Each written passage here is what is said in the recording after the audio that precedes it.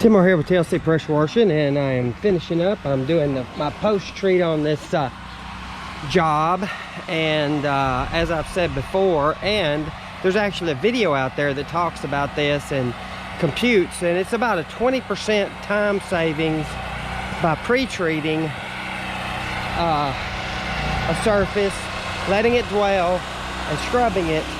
It's going to come out cleaner, it's going to come out faster, and turn this off, clear my system off, all the way on, boom.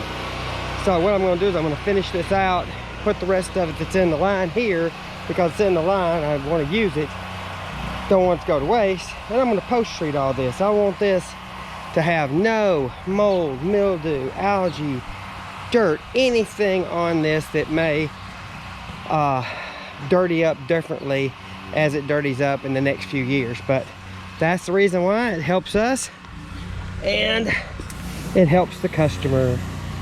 I've even got a little extra soap so I can see where I was at. It's a little bit more soap than I usually use, but it'll also help it kind of dwell on it.